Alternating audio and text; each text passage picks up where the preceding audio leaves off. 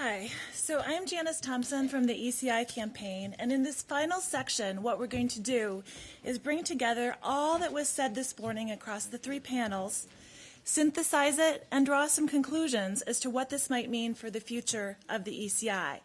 Before we do that, we're going to hear from Anne-Marie SIGMUND of the European Economic and Social Committee, who's going to talk to us about the role of the EESC in supporting ECIs, as well as conclusions from their own conference, ECI Day 2015, that was held in April. Mrs. SIGMUND has a long history with the ECI. She was at the Constitutional Convention where the ECI was developed, and she was one of the very first people to come out and publicly support it. Now she's guiding its development as the president of the EESC's ad hoc group on the ECI, and she's also a former president of the EESC, European Economic and Social Committee. So here's Anne-Marie SIGMUND.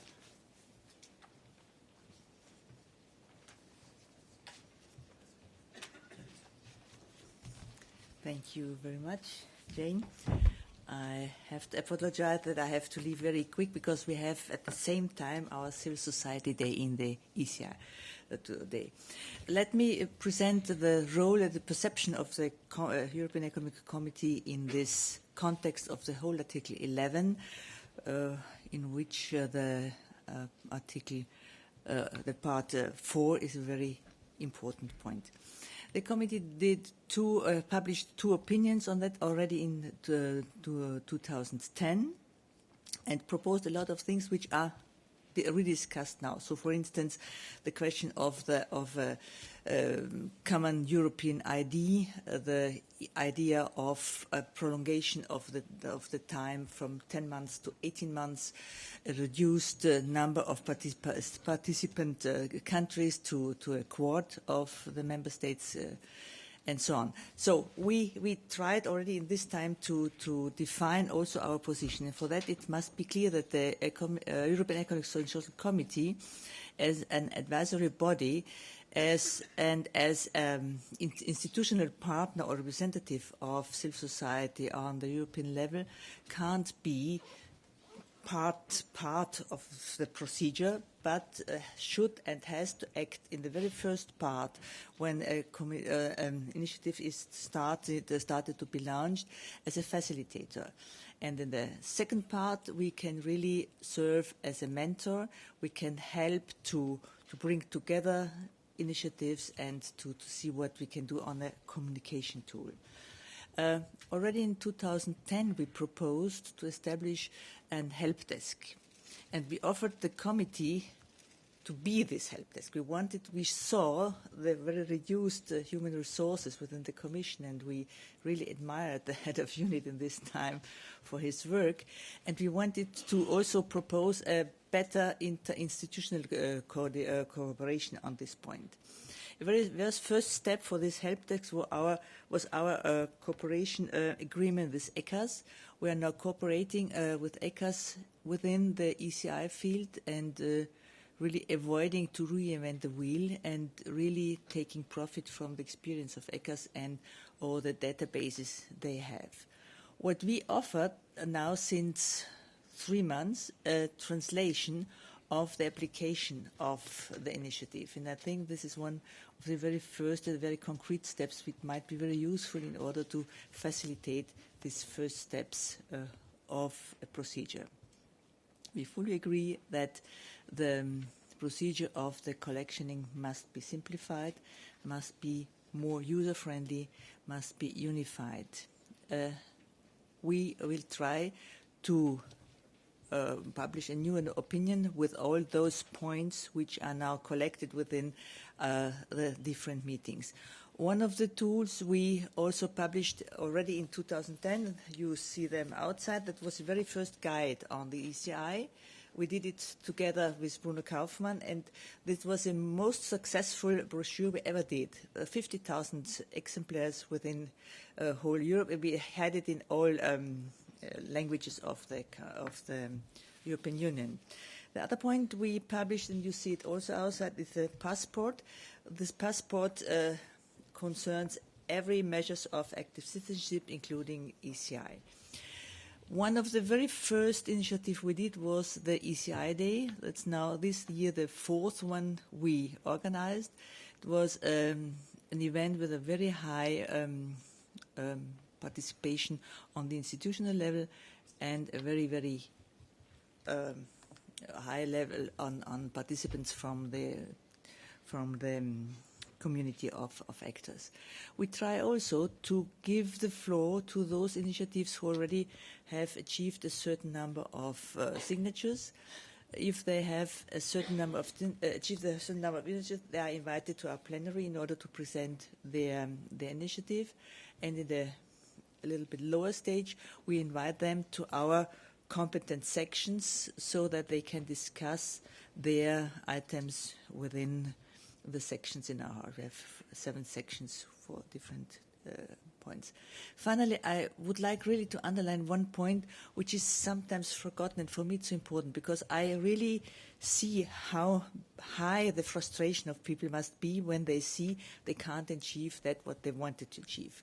But they should not forget that even if they didn't achieve their target, they contributed to, for me, a very important point, that they contributed to the creation of an European public space. And I think this is, on the long run, a very, very important point.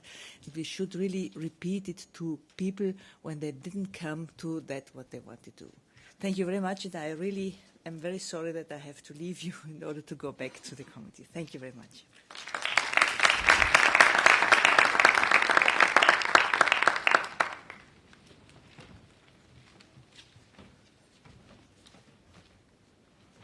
For the final section here, we have 4 representatives from civil society organizations that all work on the ECI. And just for this conference, they put aside their opinions. They've tried to be as neutral as possible, and they've each been listening very deeply, focused on just one question each. So I'll just introduce everyone first and your questions, and then I'll ask you more. So we have first Alexandrina NAJMOWICZ from the European Civic Forum, and she's been focusing on the question of use and engagement. So we've noticed there's very few new ECI campaigns. Less than 1% of Europeans have signed an ECI. So how can we get more new ECI campaigns, and how can we get more citizens to be involved? So that's the question she's been listening for. After her, we have Elisa BRUNO from the European Citizen Action Service. She's been focusing on the question of simplification. So there's general agreement the ECI is way too complicated. So she's been listening for specific proposals that have been put forth to make this easier to use and more efficient and more effective. After her is Sophie HATZFELDT from Democracy International. She's been listening to the big question of what is the purpose of the ECI and what could it become? It's a new instrument. Its purpose is still forming. Not everybody agrees what it's for. So she's been listening to what do people say it is and what should it become. And finally, at the end, we have Heike AGHTE from the ECI campaign, who's just been listening for challenges. So what works with the ECI and what doesn't work with the ECI. So I'm going to start with Sophie, the question of purpose and potential. So what do people think? I mean, are people agreeing? Do they have an agreement on what this is like, or is there a lot of what it's for, or are there differences? So what do people think the ECI is for, and what should it be for? So you can just pick up a... Is it working? Yep. So there was clearly agreement on the ECI being a very important participatory democracy tool at the EU level to be an agenda-setting tool. Where I did see there were, I would say, 3 camps where people, how people see the purpose and the desired potential of the ECI. The first is that its aim is to foster political debate, pan-European discussions. The second is it should lead to legislative action. And the third is that the final aim should be legal action, but in the meantime we have different priorities. So to the first one, the political debate, right at the very beginning already, Inga REINE from the Council stressed this quite strongly, saying the legislative proposals shouldn't be the aim, but it should be raising important issues onto the agenda. And in fact, even campaigners, former ECI campaigners, said that the ECI should be a tool to help them communicate issues across Europe. And more specifically, Priska Merz and Stan, they said that it's also about fostering European identity, about raising knowledge of the European institutions. To the second aim, Schöpflin from the European Parliament stressed very strongly that the aim, the purpose of the ECI coming to birth and the desired aim in the future is that it should lead to legislative change, and that that it will only work if it actually has a concrete impact. And from the audience, we had Erwin Meyer, who made a quite much more radical proposal, saying that the ECI should be the basis to go one step further, saying it should actually lead to either a consultative or a binding referendum. The last camp was, I would say, represented strongly by Martin Schuck from the Commission, who was rather careful at the beginning, saying it's about debate, but then in the debate, in the discussion afterwards, said that the aim ought to actually be legislative action, and that if down the road there is no legal action as a consequence to ECIs, we have a serious problem. But in the meantime, there's other priorities, and we should focus on other issues. Great. So several different purposes, several different goals. So to Heike, the challenges. So is there general consensus that it's working, it's not working? And kind of what are the biggest problems that you heard? So in terms of saying what is working, it has been said just in the beginning that it's a really impressive number when after 6 million of people, of citizens have already signed an ECI, which is really great to see. But in general, it's most of the discussions were about the challenges and about what is not working yet. And the overall challenge is the fact that the numbers of the ECI have considerably gone down. And this is a challenge for everybody, as all speakers confirm that they are really committed to have the ECI working, and that the ECI must be relevant and matter. And someone even said political issues haven't gone away just because the ECI doesn't work yet. So what are the main concrete challenges? The main are, it starts with, all starts with a legal check. The legal check. Stan Jordan said he felt that some of the decisions of the Commission were too narrow and strange, not always convincing. And we all know that they have led to a high number of refusals. I think it is about 40% of ECI that have been refused so far. And the other challenge is, on the other hand, that of course the authorities have to fulfill the treaty legal framework. As the treaty says, the ECI can only be about policy fields that are really, that the EU is really responsible for, and so they have to meet this challenge at the same time. So this was the first field of challenges. The second is about a very big field and hugely discussed field is about the personal data, so something really practical. And on the one hand, everybody has experienced that the personal data requirements are far too complicated, that people shy away from signing the ECI when they see how many data are required. Priska Merz mentioned that it was more than every second person shying away, which is really, really much. And that France and Spain even made their requirements more difficult than make them simpler. And the second field of challenges is the different requirements in the different member states, which even led to the fact that EU citizens are excluded from signing an ECI in case, for instance, they live in another country than their own native country, and this means they have other requirements to fulfill, and sometimes they can't. This is a very serious challenge, as this can be regarded as a breach of the treaty, which is really something serious. The third practical thing was about the OCS. You remember the very interesting last panel where the solutions were discussed. So what are the challenges? Very simply, it takes far too long to sign an ECI, too many, it is hard to share with friends once people have signed and they want to tell their friends and activate them as well. And people with disabilities find it very difficult, especially if they try to sign on the online collection tool. The fourth field of challenges is the fact that there are some hurdles making the campaigning far too difficult. And this is not only the online collection tool, it is also the field of the translations required. We have got 23 languages in the EU, which is a lot if you need to translate them all, and all on your own expenses as an organizer.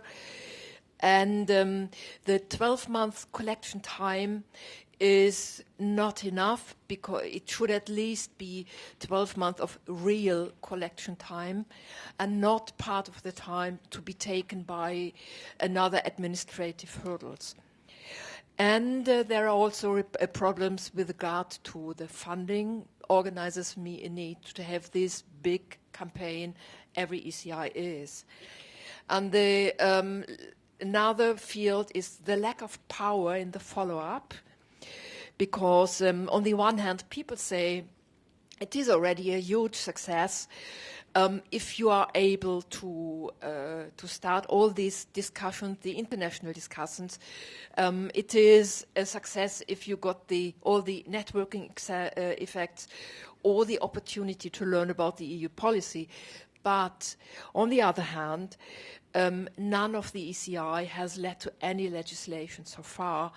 And to solve this problem and to get a ECI that really matters after the hearing is fulfilled is one of the biggest issues. And another issue was raised by Priska, who described how difficult it is to be an organizer, as you are liable for, in fact, everything that can happen during the whole campaign. Great. So that's a summary of a lot of the challenges we have. And I noticed a lot of the panelists talked about solutions. So how to simplify, how to make this easier. So Elisa, what were the proposals that would make the biggest difference? What were some of the things that people said that would really help? Just hold it. Just talk into it. Yes? Yes. Yeah. It's nice because when you were talking, I actually had the same point, and for every challenge, more or less, there is a solution. So, which is a good, don't believe that there are only challenges, there is always a solution. So, to simplify the simplifying points, we talked at the beginning about awareness raising, so more awareness raising, and this is a way also to simplify. Most of the speakers in the first panel, they actually refer to the fact that we need more awareness raising, more communication on behalf of the institutions, and more engagement. And it was nice to talk to see, at least at the beginning, for some members of the panel, the first panel, to talk also about the engagement. How would they be able to talk to the citizens to simplify and to make sure that there is more awareness about this tool? We talked about in the second panel, a lot of time has been discussed on the legal admissibility.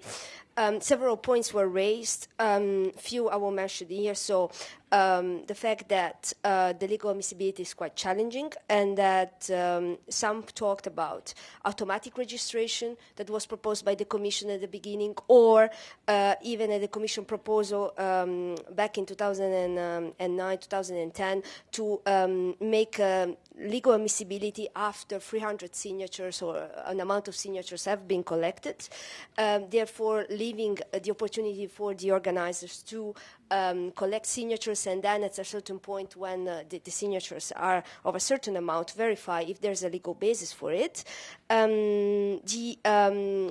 Others talked about the fact that there should be an external legal admissibility check or none even. So not to have a legal admissibility check, to just go and register and the initiative, and the initiative will be registered straight away. And then at the end, to have a legal admissibility, then we'll have also the political side attached to it. Stanis talked also about the fact that some initiatives that have been registered this once, according to him, was actually bringing the effect of the treaty change. So to what extent the ECI can also be allowing citizens to propose treaty change, and this has not been clarified. So, but this, it's maybe not a simplification, but an additional burden, but it needs, I wanted just to mention it because it was important.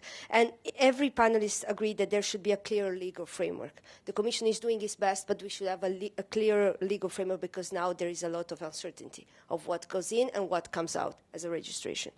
Registration Prista talked about the buffer period, so the fact that when an initiative is registered, ECI organizers should be granted the opportunity to decide themselves when the ECI actually starting. So 12 real months of campaigns, and not just 12 months starting from the moment when the Commission is registering. And then Citizens Committee. Everybody talked again this morning about the need to have a legal stand so that they could access funding and that they are not liable 100% on what's going on inside their campaign. Data protection.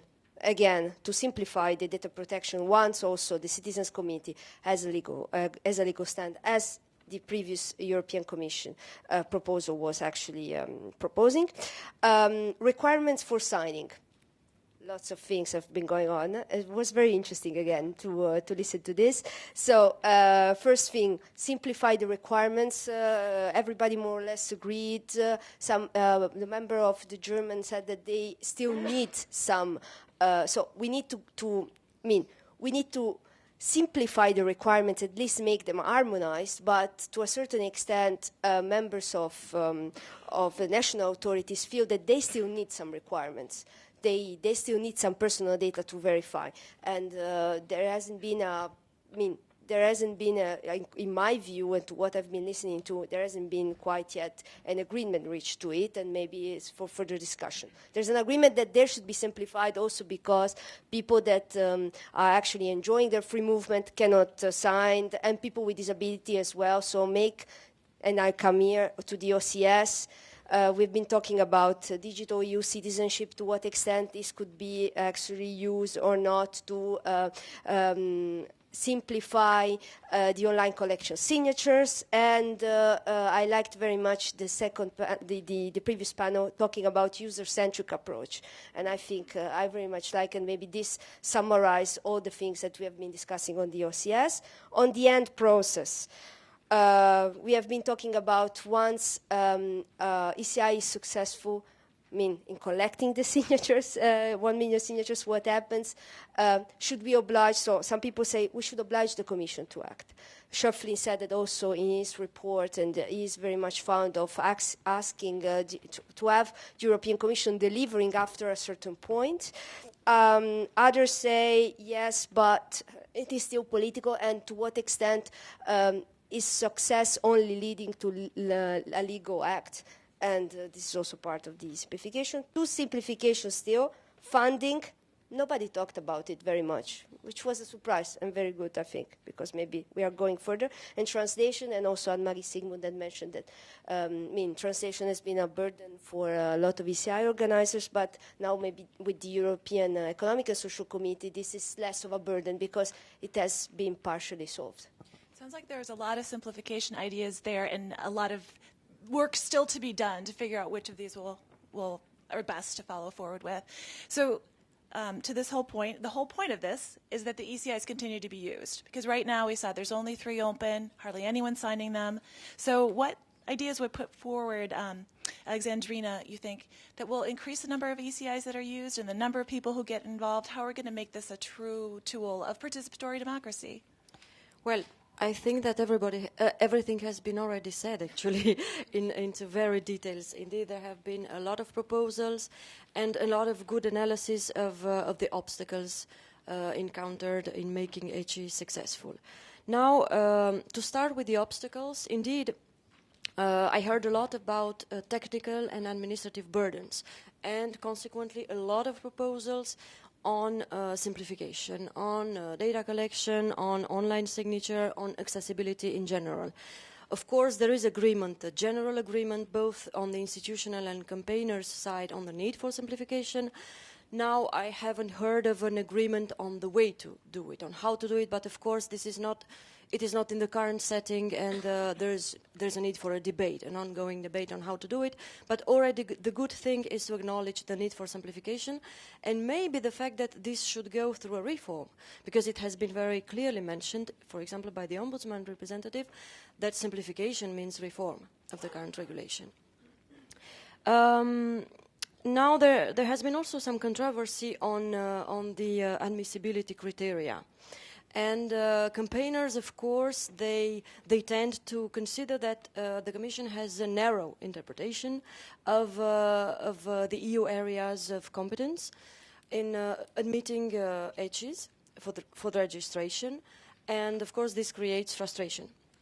On the Commission side, there has been a surprise of campaigners not applying for help for the Commission, and of course there's a misunderstanding, and in the end, actually, there has been pointed out the need for a better dialogue between the Commission and the campaigners themselves to improve for better knowledge on the use of the tool. As an overarching element in this simplification aspect would be the use and the better use of the digital potential of digital technology, and of course a lot of proposals have been mentioned. This could really increase and simplify the accessibility of the tool. Now, maybe the most difficult issue is the more political one for me, the political or institutional responsiveness. The outcome, the final outcome. And indeed, there has been the dilemma whether legislation should be seen as the only outcome of the process, or whether the process itself, it is finally an important outcome. And actually, I heard like both are equally important. Of course, legislation is somehow the final outcome, but both institutions and campaigners pointed out the importance of actually opening up the debate, contributing to create this European public space, and actually getting Europe closer to citizens and citizens concerned in a way closer to Europe, provided, of course, that the HE managed to pass all the obstacles. Now, beyond this dilemma, whether legislation or process, I think there is a very clear point of agreement on the need for proper follow-up, actually on both, be it on legislation or political dialogue. And I felt very encouraging that the Commission representative actually undertook in a way to promote dialogue with campaigners, both during the process but even beyond the framework of the initiative itself. So praising very much the process itself, and maybe thinking that beyond legislation there might be other political means to set the agenda and to open a debate. Yeah, that could be maybe all from my part. Great. I just have one question for you all, because you've all been involved in the ECI for a while, go to many conferences on the ECI. What did you hear, if anything, that was really new or surprising or different in this conference? You were listening very intently. Nothing? Yes, I will go. I will break the ice. I have to say that, okay, besides the fact that as for follow-up of the ECI Day, this has been the second event this year that is on a positive note. For sometimes we have been always negative, so the positivity in the room was there. which is a good thing. So we are living in negative times, few ECIs, but still we are positive because we can do something to change it and to simplify it. Thing that I've heard that I haven't been heard before is this fact that the users needs to be user-centric approach. I really much like it, and I want to propose it. So to actually I understand that for the institutions this might be difficult, but to really put the end users in the middle of the process and say, okay, if citizens are to be using this tool, and if citizens are the ultimate responsible for the successful then also of this tool, let's say, so how can the institutions design a tool for them, taking into consideration digital divide, age differences, national barriers? How can we make a better ECIs that work for everybody, taking into consideration the differences that we have in Europe and the 28 countries that we live? So this was the thing that I never heard before, or maybe that I never heard before. So maybe somebody else did. So I remember something I used to underestimate so far, and this is about the personal data. Because as Elisa said, if you think of what the user needs, the end user needs, it will be very, very very natural that you say, okay, let's make the personal data much, much simpler. And then I learned how difficult this is, because the origin of the challenges goes so deep into the treaty itself. And this means a really, really great hurdle if you want to change it. And so I didn't understand this so far. And I was thinking about this. And treaty change is something, but on the other hand, I thought again, there are so many people who cannot sign because of the personal data need to be so different. And so this goes also into the treaty. And so just saying, we can't change it because it stems from the treaty, is something I wouldn't accept anymore, because a breach of the treaty is even more serious. And then I was thinking, why do the national authorities who say we feel we are obliged to validate it very carefully, I mean, don't they? They know there is every citizen who wants to sign an ECI signs, I am an EU citizen, I hereby confirm I am an EU citizen, and I do sign. So why don't they trust? I mean, do national authorities really have to give the ultimate proof or get the ultimate proof from every person signing that they are EU citizens and living and not just Donald Duck? I say national authorities could trust the citizens, and they have a validation where they ask a certain amount of people, are you really there, where they look for some more proof. But do we really need to get the ultimate proof and therefore need to collect so many data? I think it would be nice to have the probability that the person is alive and not on a duck, plus have the trust that the people are honorable when they are signing. So is this something you heard, or this is your opinion? Yeah, because we're kind of getting yes. Yeah, we're this is my confusion. So I was thinking about what I heard was what was new to me and astonishing, that it goes the problem goes so deep into the treaty itself. So that's what you heard. Actually, we're gonna. Because we don't have very much time left, I had promised you all you can now take off your neutral hats and put on your civil society advocate hats. And if you could tell EU leaders one thing that they should consider, one thing they should do, change one hat, put on another, when they're considering the future of the ECI, what would you tell them? And let's just go in this order. Start with Alexandrina. Or if you don't want to, we'll go the other way. Yeah, well, simply to come back to the title, to deliver on the promise, both on accessibility, so simplification, and maybe all the more important on the political outcome. and otherwise, and take it seriously, because if I were to have a comment, I didn't feel really from the institutional side that they are really taking it seriously. They are at the level of the discourse willing to engage in a dialogue with the citizens, but now that there is a tool, it seems that we are still afraid to use it.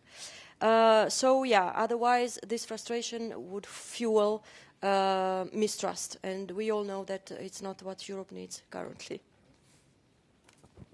So, as ECAS, then, I need to say that I would like to ask two things. First, the legal admissibility.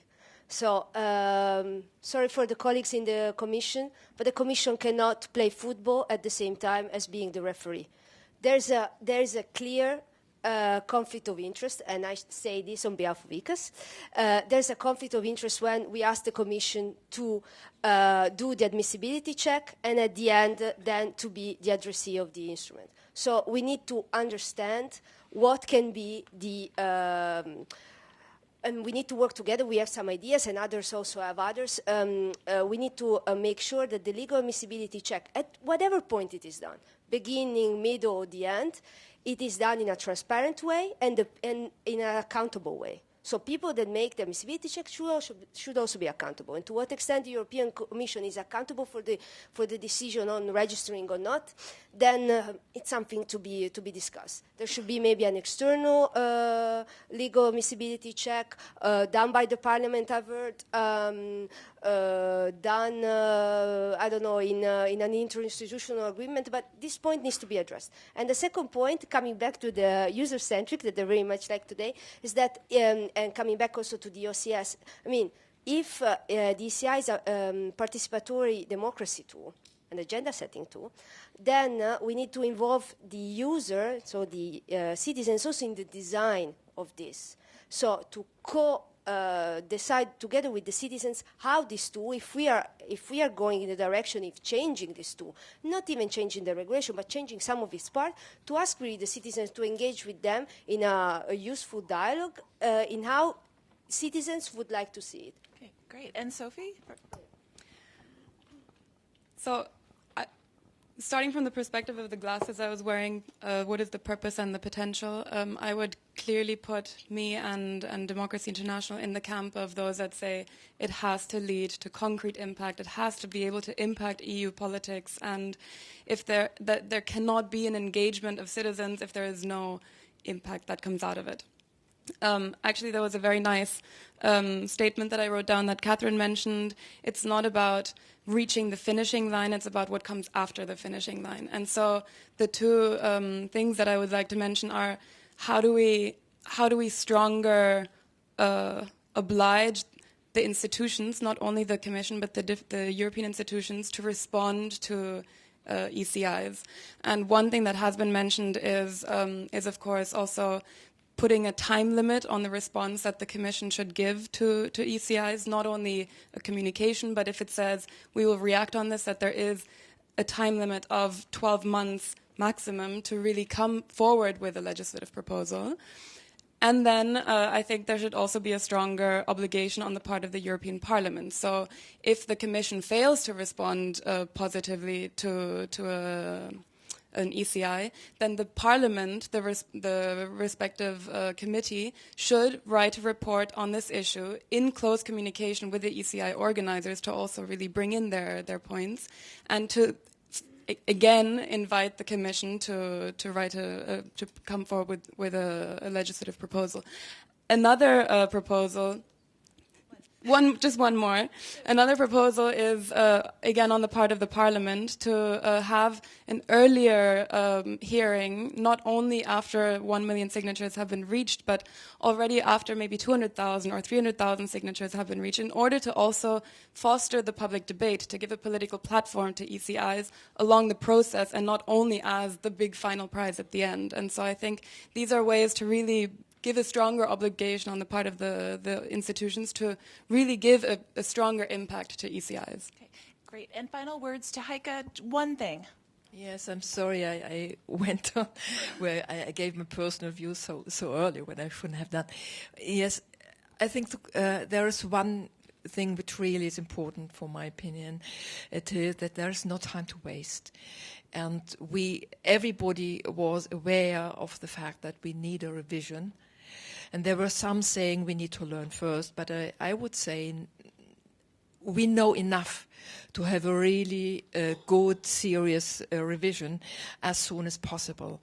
And you might know that in the regulation 2011, there is a paragraph saying that every 3 years there should be a review, and if this is needed, there should be a new revision.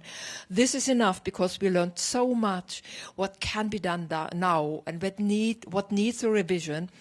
And what is so important to improve the instrument, but that I really would say, please do come up with a revision, a proposal for a revision as soon as possible. Great. So thank you so much for being listeners. I hope you appreciate the value of listening.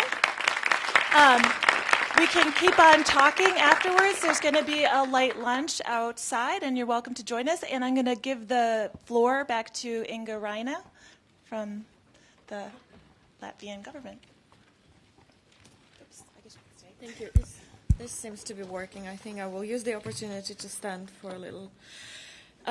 Before we conclude, I think if I have to summarize what we heard very quickly, and especially the last panel discussion has given many very concrete details, I feel like I have 2 heavy bags with various elements and proposals that make me difficult to walk. So I'm trying to filter it down a little bit to make it easy to bring maybe home. I'm not a great thinker, so I will refer to something that, to some other people that have been much more smarter than myself. And refer to something that Winston Churchill has said at the time. All great things are simple. And Mr. Einstein told that it takes a touch of a genius to make things simple. And we can't solve problems by using the same kind of thinking we used when we created them. I think this is something that we should really keep in mind.